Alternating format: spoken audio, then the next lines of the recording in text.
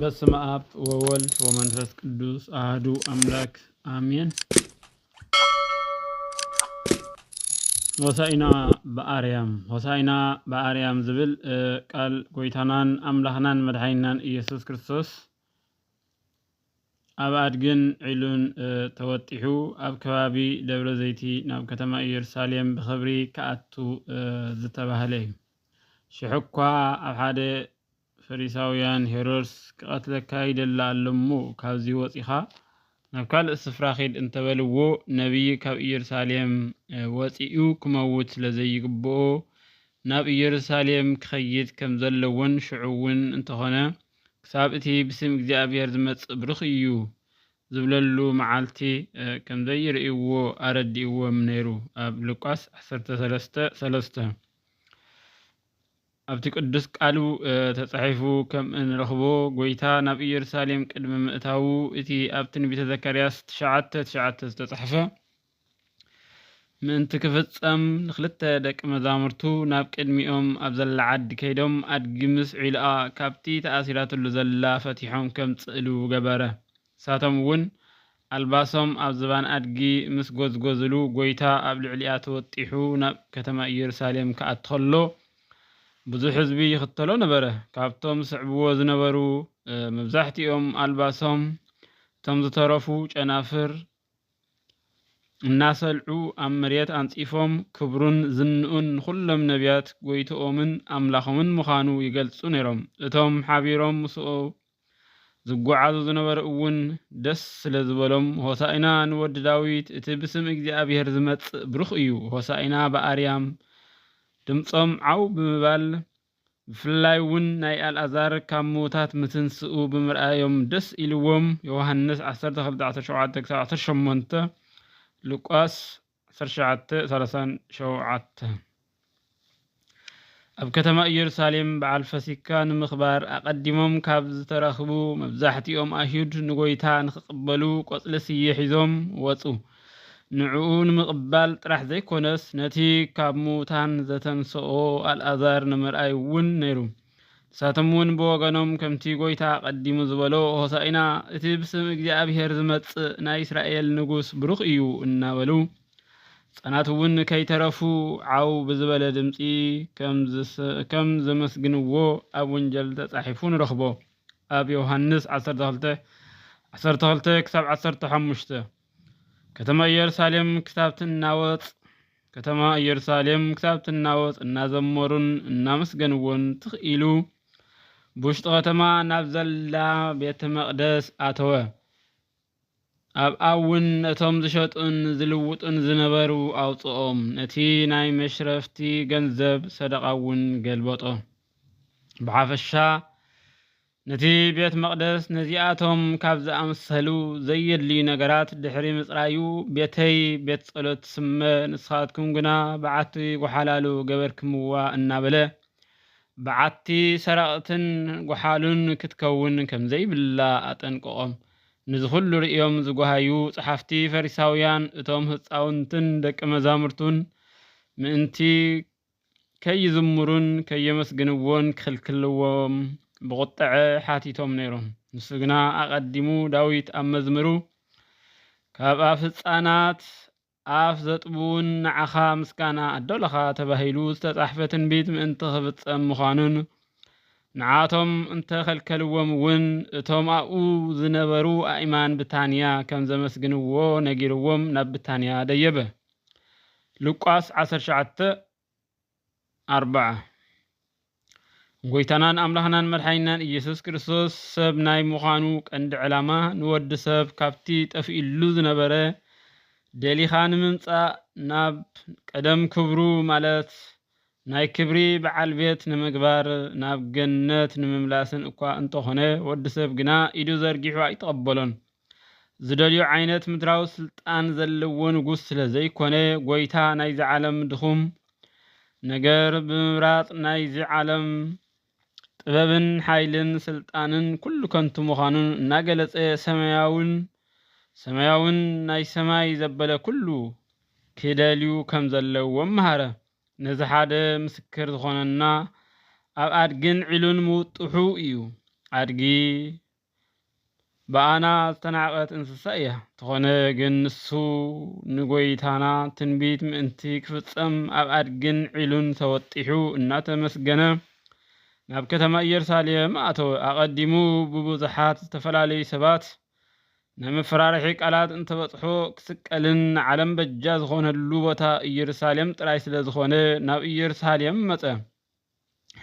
እታ ኣድጊ ምስ ዒልኣ ናይ ኣዳምን ሔዋንን ምስ ደቆም ምሳሌ ክኾና ከለዋ ተኣሲረን ምጽንሐን ድማ ደቂ ሰባት ኩሎም ኣብ ኣምላኾም ብብኽያትን ርኹሳን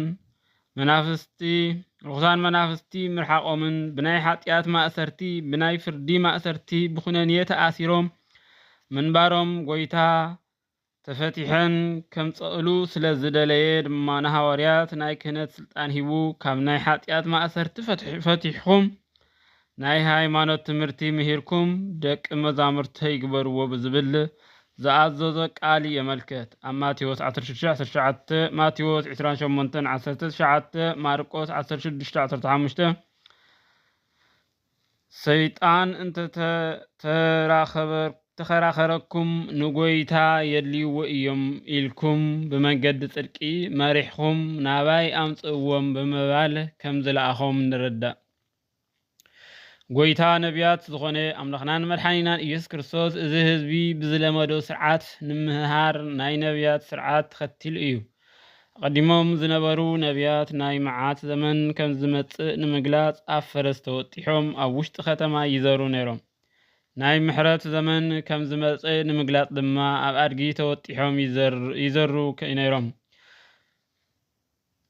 ጎይታናን መድሓኒናን ኢየሱስ ክርስቶስ ናይ ሰላምን ሓጎስን ዘመን ምምጽኡ ክገልጽ ነቲ ኣብ መንጎ እግዚኣብሔርን ደቂ ሰባትን ኣብ መንጎ ሰብን መላእኽትን ኣብ መንጎ ስጋን ነፍስን ዝነበረ ጽልኢ ከም ዘብቅዐን ዕርቅን ሰላምን ምውራዱ ከረድእ ኣብ ልዕሊ ኣድጊ ተወጢሑ ንህዝቡ ተራእዮም።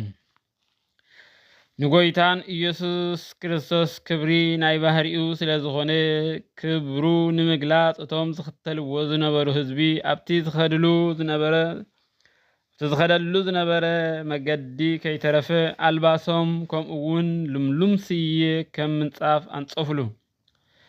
ሽንኳይዶ ንሱ ንዕኡ ዝተሰከመት ኣድጊ ክብርቲ እያ እሞ መርየት ከይትረግጽ ኢሎም እዮም ካብ ዝባኖም ኣልባሶም እንዳውፅኡ ዝዘርጉሕላ።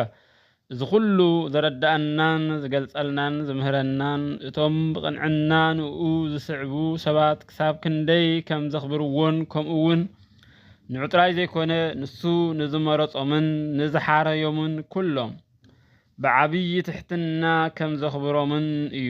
ነዚ ከረዳእና ከሎ ሃዋርያ ቅዱስ ጳውሎስ ናብ ሰብኣ ሮሚ ኣብ ዝጸሓፎ መልእኽቱ 8:33 ንሑርያት ኣምላኽ ከም መን ክኸሶም ይኽእል ብምባል ጽሒፉልና ኣሎ። ናብቲ ናይ ደብረ ዘይት ቁልቁል ምስ ቀረቡ ደቂ መዛሙርቱ ቀስ እናበሎም ብዓብዪ ድምፂ እቲ ብስም እግዚኣብሔር ዝመጽእ ንጉስ ዝተባረኸ እዩ፣ ኣብ ሰማይ ሰላም ኣብ ኣርያም እውን ክብሪ እናበሉ የመስግንዎ ነይሮም። ካብ ከተማ ኢየሩሳሌም በዓል ፋሲካ ንምኽባር ተኣኪቦም ዝነበሩ ኣይሁድ ዓወት ንምጉንጻፍን ናይ ሰላም ኣምላኽ ምዃኑን ንምምስካር ናይ ስየ ቆጽሊ ሒዞም ክቕበልዎ ወፁ። ስየ ናይ ዓወትን ሰላምን ምልክት እዩ። ረኣዩ ንጉስ ጎይታ ክነግስ ከሎ ከምቲ ናይ አብርሃምን ይስሐቅን ያዕቆብን ስየ ሒዞም ዘመስግንዎ ንሳቶም እውን ከምኡ አልባሶም አንጺፎም ስየ ሒዞም ምኽባሮም ምስዓቦምን ተመሳሳሊ እዩ። ብኻልእ ወገን ድማ አምላኽነቱ ዝተጠራጠሩ ዕሩቕ ብእሲ ወዲ ዮሴፍ ዝመስሎም ፈሪሳውያን ጸሓፍቲ ሕግን ከመይ ኢሉ ብኸምዚ ምስጋና ይምስገን ብምባል ጉህዮምን ተቆጢዖምን። ማቴዎስ 13:54-56 ንሱ ግን ነቶም ተጠራጠርትን ትዕቢተኛታትን ንኽሕፍር ካብ ኣፍጻውንቲ ምስጋና ኣዳለወ። መዝሙር ዳዊት 8:2 ማቴዎስ 21:16 ኣብቲ ግዜ ዝነበሩ ጸሓፍትን ፈሪሳውያንን ግን ነቲ ጻዋዒት ክሰምዕዎ ኣይደለዩን። ክብሪ ከርእዩ ምስጋና እውን ክሰምዑ ኣይተበገሱን ነይሮም። ምድራዊ ዝኾነ ነገር እምበር ሰማያዊ ክብሪ ንርእሶም ዘይደልዩ ስለ ዝኾኑ ጎይታና ብኣፍ ቆልዑ ምስ ገንኡ ኣቆጥዖም። ወዲ ሰብ ሎሚ እውን እንተኾነ ምድራዊ ዝኾነ ክብርን ስልጣንን ክደሊ ነቲ ሰማያዊ ርስቱ ይስእኖ ኣሎ። ናይ ዲያብሎስ ኣገልጋሊ ምዃንን ናይ ትምኒት ስግኡ ግዙእ ምዃን ኣብ ናይ ሓጢኣት ማእሰርቲ ተዓጊቱ ኣሎ። ናይ ጎይታናን ኣምላኽናን መድሓኒናን ኢየሱስ ክርስቶስ ናይ ትሕትና ትምህርቲ ዘንጊዑ እምቢ ኣየስተውዕልን ብምባል ብትዕቢት ሕጂ እውን ናይ ባዕሉ መገዲ እናፈጠረን ናይ ሓሶት ኣምላኽ እንዳመረፀ ይርከብ። እግዚአብሔር ግን ህዝቡ ክጠፍእ ስለ ዘይደሊ ካብ ዝኸደሉን ዝጠፍኣሉን ቦታ ኩሉ ተሳሒቦም ክመፅሉ ይደሊ። ሕጂ እውን ናይ ሃዋርያት ክህነት ኣሰር ዝተቐበሉን ዝሓዙን ካህናት ብሓጢኣት ዝተኣስረ ኩሉ ፈቲሖም ከምፅእሉ ኣዚዝዎም እዩ። ከምቲ ሃዋርያት ትእዛዝ ሓልዩ ብቕንዕና ንቕድሚት ዝጎየ ሃዋርያ ይህሉ ዶ ይኸውን? ነዚ ብዘይ ምግባር ዘቕፅዕን ዘኽስስን ምዃኑ ኣቐዲሙ ኣብ ትንቢተ ሕዝቅኤል 33 ተገሊጹ ኣሎ እሞ ነስተውዕለሉ ዶ? ፈቲሕኹም ኣምፅኡለይ ዝበለ ነታ ዓባይ ኣድጊ ኣደ ጥራይ ዘይኮነስ ነታ ዒሉ እውን እዩ። ስለዚ ካህናት ንወለዲ ጥራይ ዘይኮነስ ንደቆም እውን ምእንቲ ከይጠፍኡ ፀዊዑ ጎቲቱ ናብ ቤተ ክርስቲያን ከምፅኦም ኣለዎ። ናይ ሓጢኣት ጾር ምስካም ከይለመዱ ከለው ናይ ጎይታ መስቀል ምስካምን ቤተ ክርስቲያን ምግልጋልን ከም ዝለምዱ ምግባር ኣገዳሲ እዩ። ዝኾነ መንፈሳዊ ዕዮ እዩ። ምክንያቱ ጎይታ ስለ ዝደለዮም ጎይታ ምእንቲ ክውጥሖ ዘምፅኣ ኣድጊ ፋሉል ዝነበረት ዘይኮነትስ ኣብ ትሕቲ ጎይተታ ብስነ ስርዓት ተታሒዛ ዝነበረት እያ። ሎሚ እውን ወዲ ሰብ ንጎይታ ዘድሊ ኮይኑ ምእንቲ ክርከብ ስነ ስርዓት ኣልቦ ፋሉል ክኸውን የብሉን። ብእምነት ብሃይማኖት ስርዓት ተሓፂሩ ክርከብ ይግባእ። ከምኡ ኮይና ምስ እንርከብ ጎይታ ክውጣሓልና ይደልየና እዩ እሞ ስለዚ ከምታ ኣድጊ ትሑታት ለውሃት ኮይና ንቕረብ። ኣብዚ ግዜ እዚ ንደቂ ሰባት ዓብዪ ሽግር ኮይንዎም ዘሎ ብልውሃትን ብትሕትናን ናይ እግዚኣብሔር ሕጊ ንምሽካም ተዳልዮምን ተቐሪቦምን ዘይምርካቦም እዩ። ኣምላኽና ግን ድኻምና ፈሊጡ ኣቱም ጾር ዝኸበደኩም ኩልኹም ናባይ ንዑ ከዕረፈኩም እየ እናበለ ይፅዋዓና። እንድሕር ተወጢሑና ኣብ ዘሸገረን ዘይጥዕምን ከቢድን ዝኾነ ናይ ሓጢኣት ሸኽሚ ጾር ከዕርፈናን ኣብ ክንድኡ ናቱ ፈኲስን ቀሊልን ኣርዑት ከም እንሽከም ይምዕደና። ማቴዎስ 11:28-30 ስለዚ ኣብቲ ሓጢኣተኛታት ዘይንዕቕ ናይ ኣምላኽ ጸዋዒት ክንዕደም ይግባአና። ሆሳኢና ማለት መድሃኒት ስለ ዝኾነት መድሃኒና ንድለ ንሱ እውን ጎይታን ኢየሱስ ክርስቶስን እዩ። ደቂ መዛሙርቱ ብሓድነት ሆሳኢና ብኣርያም ኢሎም ከም ዝዘመረሉ ንሕና እውን ክርስቶሳውያን ኢና ሰዓብቲ ጎይታ ኢና እንብል ኩልና ብሓድነት ዓው ብዝበለ ድምፂ መንነቱ ፈሊጥና ነመስግኖ።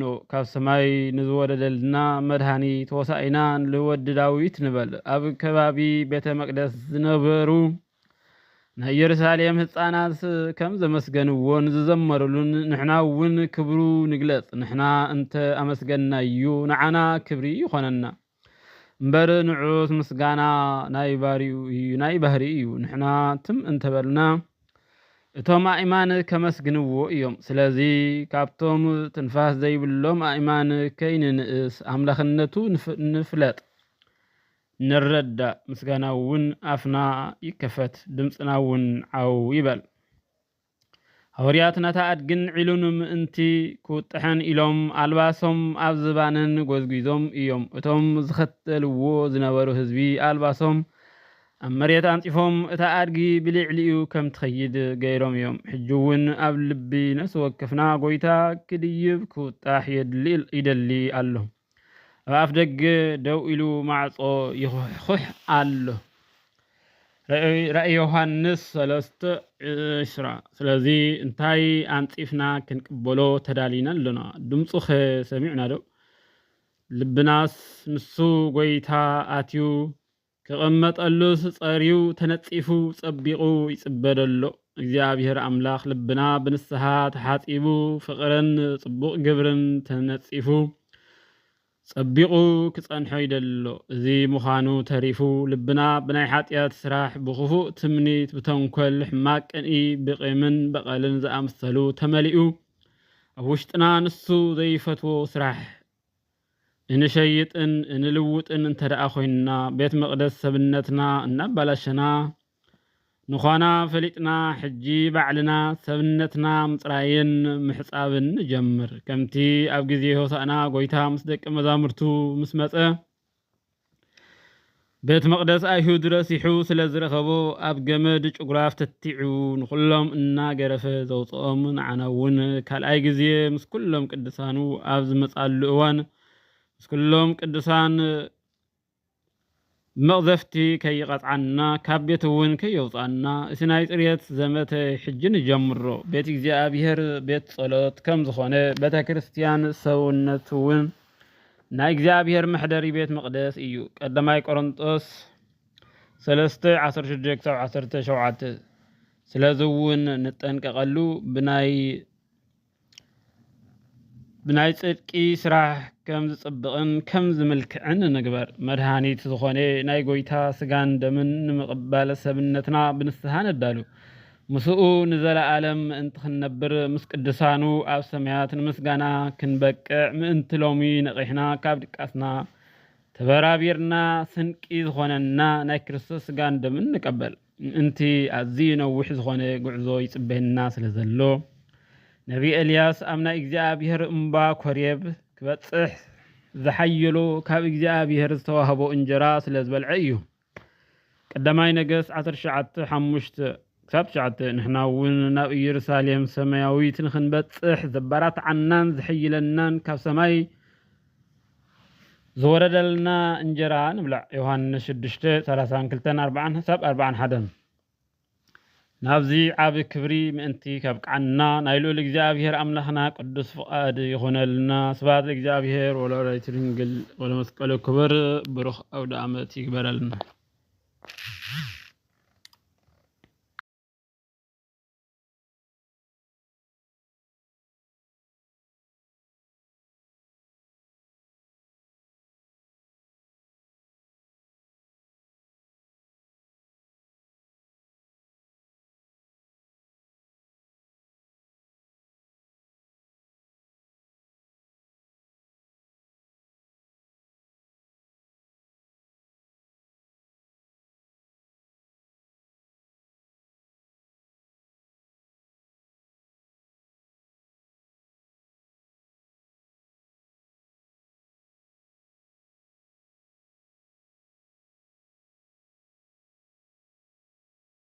በስመ አብ ወወልድ ወመንፈስ ቅዱስ አሐዱ አምላክ አሜን። ሆሳዕና